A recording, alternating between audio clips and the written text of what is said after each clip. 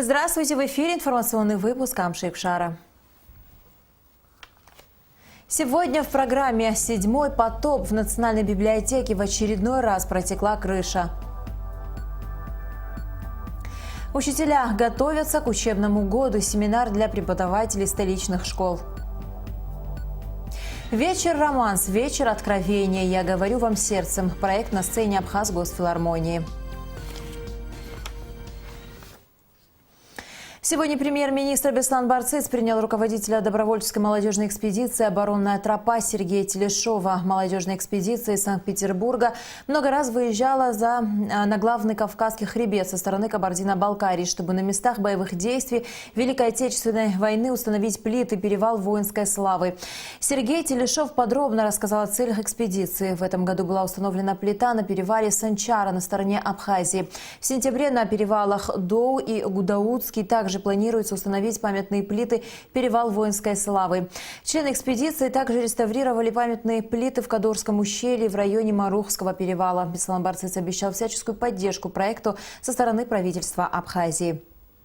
Летний ливень вновь затопил Национальную библиотеку. В очередной раз протекла крыша здания. Каждый раз после непогоды вода наполняет залы, приводя в негодность напольное покрытие. Что главное, портится самое ценное в библиотеке – книги.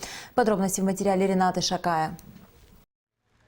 Седьмой потоп. В Национальной библиотеке в очередной раз протекла крыша. На этот раз пострадали ценные книги зала национальной литературы. Удивительно, какой-то рок, наверное, преследует нашему наследию документов печати именно абхазской литературы. Значит, зал национальной литературы, фонд, пострадал серьезно. И там, где хранятся у нас обязательные экземпляры отдела книжной палаты. Настроение у всех, я вам скажу, очень ужасное, потому что вы можете представить, каждая книжечка может быть 1000 миллион раз наших рук касается, мы к ним относимся со всей ответственностью, и в одночасье из-за природной стихии вот происходит такое. За считанные минуты потоп с крыши достиг второго этажа и затопил его. С самого утра сотрудники библиотеки во главе с директором своими силами пытались очистить затопленные залы. Коллектив библиотеки в основном женский. Им пришлось в который уже раз выносить огромные ведра с водой, чтобы как можно быстрее очистить помещение. Седьмой раз сейчас мы испытываем чувство страха, но на данный момент какое количество литературы намокло, не можем сказать. Мы скажем то, что произошло в 6-й раз, неделю тому назад. 800 наименований книг, около 2000, были абсолютно намочены. Мы, в принципе, уже приступили их прессовать после сушки. Их можно еще спасти, но на этот раз еще какое количество, это определим уже после мониторинга на стеллажах. Уже не первый год после каждой непогоды сотрудники библиотеки, засучив рукава, спасают книги. Только за этот месяц библиотеку топит уже второй раз. После последнего потопа стены еще не успели просохнуть. И по сей день долго находиться в актовом зале просто невозможно. Запах плесени разносится по всему помещению. Буквально вчера по заданию Министерства культуры и Кабинета министров мы написали письмо на ремонт крыши. Вот. Видимо, это уже будет иметь более ускоренный характер. Руководство понимает, что надо спросить с тех, кто это строил. И, наверное, руководители решат. Уже надеемся. В Национальной библиотеке находится 450 тысяч экземпляров ценных книг. Части из них уже нанесен невосполнимый ущерб. Рената Шакай, Тимур Гугохи, Абхазское телевидение. Экологическую ситуацию в Абхазии обсудили сегодня на встрече в МИД республики заместитель министра иностранных дел Кантания, директор Института экологии Роман Дбар и представитель продовольственной и сельскохозяйственной организации ООН Широма Сатьяпала. Об этом сообщается на официальном сайте министерства. В частности, на встрече речь шла о способах борьбы с пальмовым долгоносиком, который угрожает насаждениям в Абхазии. По словам экологов, его личинки наносят значительный ущерб пальмовым деревьям. И если не принять меры сейчас, то уже в скором времени все пальмовые деревья в Абхазии могут исчезнуть. Кантания подчеркнул, что МИД рассмотрит возможность внесения данного вопроса в повестку дня второй рабочей группы предстоящих женевских дискуссий. К новому учебному году активно готовятся не только ученики, но и преподаватели. Ежегодно для всех учителей столичных школ проводятся семинарские занятия по подготовке к новому учебному году, которые организованы Управлением образования администрации города Сухум. Курсы по подготовке учителей проводятся каждый год в течение 3-4 дней. В этом году семинарские занятия проходят в 4-й школе. Лекции были посвящены таким предметам, как география, физика, английский, физическая культура. К началу учебного года каждая организация, каждый педагог планирует свою работу на учебный год. Сегодня они обсуждают вопросы, которые нужно реализовать за учебный процесс в этом учебном году, какие новшества мы вводим. На семинаре преподаватели обсуждали свои дальнейшие планы в предстоящем учебном году, а также распределение теоретического материала и ознакомление с новой учебной программой. В течение года еще работа с подготовкой детей к олимпиадам и к конкурсу исследовательских проектов. Вот это все мы обсуждали сегодня на заседании. По словам участников, такие семинары очень важны для преподавателей, так как это уникальная возможность получить определенные знания, которые можно будет использовать на практике.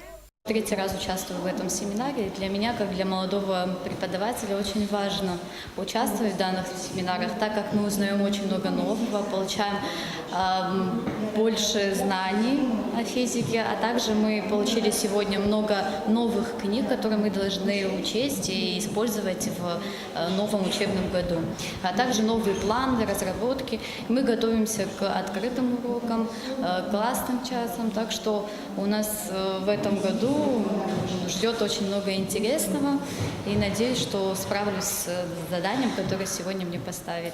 Уже много лет проведение подобных семинаров в республике способствует улучшению преподавательской деятельности и качества образования в целом. Тамара Ачпалион, Адлиба, Абхазское телевидение. Я говорю вам сердцем. Проект на сцене Абхазской государственной филармонии. При генеральном спонсорстве компании «Аквафон» состоялся первый сольный концерт певицы Мадины Гварацхелия в сопровождении Государственного камерного оркестра под управлением заслуженного артиста Абхазии Давида Терзяна. Таким образом, исполнилась мечта молодой певицы.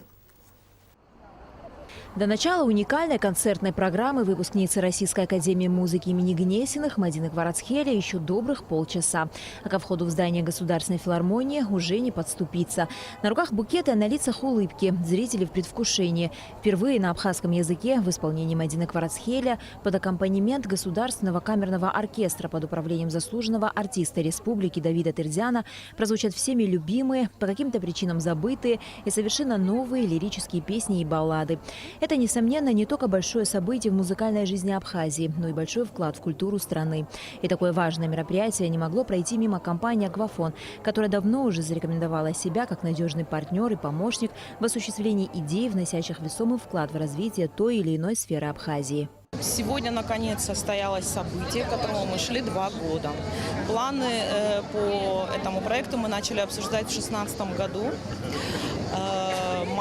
Мадина планировала сделать очень качественный проект, который бы внес реальную лепту в историю абхазской музыки. Мы спонсируем много проектов, но именно этот проект мы видим как вклад в музыкальную копилку Абхазии, в музыкальную культуру. Хочу сказать о том, что вот такие проекты для нас не просто спонсорство. Наша гражданская позиция – реализовывать такие интересные проекты, которые были бы вкладом в культуру, в вкладом в историю. И вот зрители уже на местах. Гаснет свет, звучат первые, самые волнительные аккорды. В нежно-розовом платье на сцену выходит хрупкая Мадина Кварацхелия. Она садится за рояль. Концерт начинается с любовного романса. Голос Мадины, словно из недр ее души, разливается по всему залу, оставляя за собой эмоции, о которых могут рассказать лишь мурашки, подтверждая само название вечера «Я говорю вам сердцем».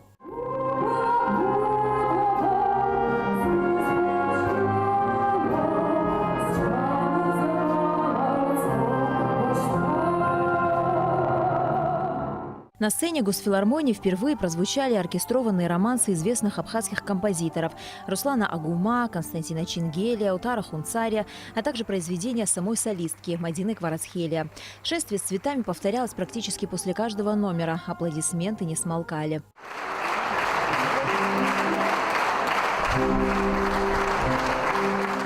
Качественное исполнение, мощный живой звук и насыщенная программа – все это создавало волшебную атмосферу в зале, пронизанную любовью и умением сопереживать. Ведь если переживать, то всей душой, а если любить, то всем сердцем. Публика тепло благодарила исполнительницу за подаренные эмоции. Из зала неоднократно раздавались возгласы «Браво!». Композитор Константин Чингелия, чьи песни также прозвучали на вечере, отзывается о Мадине Кварацхелия как об артистке, которая положила начало новой жизни абхазского романса. Она открыла первый городской романс, значит, в живом виде вот сегодня. И я поздравляю много раз. И хотим, чтобы она не только в абхазских сценах выступала, а на всех сценах России, даже и в Москве. Исполнительный директор благотворительного движения «Послы доброй воли Абхазии» Даур Барганджи с трудом скрывал эмоции, которые его переполняли после концерта. К слову сказать, организация подготовила певице сюрприз, о котором было сказано еще на концерте. Эмоции были невероятные, атмосфера царила в этот вечер, просто не передать словами. Все остались довольны, я это видел по восторженным лицам в зале. Но, естественно, хочу также поделиться и про себя. Признаюсь, когда я слышал песни, особенно военные, то у меня прям мурашки по телу были. Естественно, не могли сдержаться. И когда, тем более, мы узнали, что песня «Ашапка» была сочинена Мадиной самой, то, соответственно, мы решили сделать такой сюрприз и помочь ей снять клип на эту песню. Отрадно, что романсами, особенно на абхазском языке, могут заслушиваться не только представители старшего поколения. И у молодежи они вызывают неподдельный восторг. Просто потрясающе.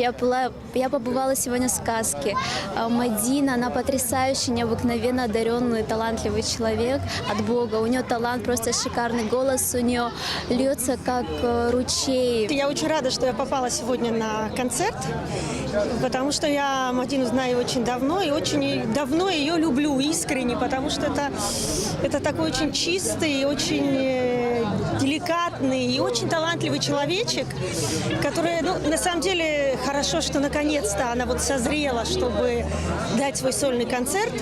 И очень здорово, что они сделали именно абхазский репертуар, абхазскую музыку, сделали потрясающие аранжировки, сделали это с оркестром, сделали красиво, со вкусом, на очень высоком уровне. Вместе с проектом «Я говорю вам сердцем» исполнилась мечта Мадины – петь абхазские романсы в сопровождении Абхазского государственного камерного оркестра. В завершении концерта артистка призналась нам, что ей очень хотелось, чтобы возрожденным абхазским романсом мог насладиться не только отечественный зритель, но и ценители из России, а возможно и других стран. Сейчас, наверное, переполняет эмоции, даже все смешалось. Наверное, волнение присутствует, да, трепет, счастье, радость. Положительные эмоции. Было все очень, и публика была очень теплая. Я обязательно хочу, чтобы все продолжилось в творческом смысле, да, и я надеюсь, что смогу с этой программой выезжать за пределы нашей страны или же выступать в разных городах. Вечер «Романс», вечер откровения удался. Романс в 21 веке, как и много лет назад, в полной мере способен проникнуть в душу и отразить эмоциональную сторону жизни человека.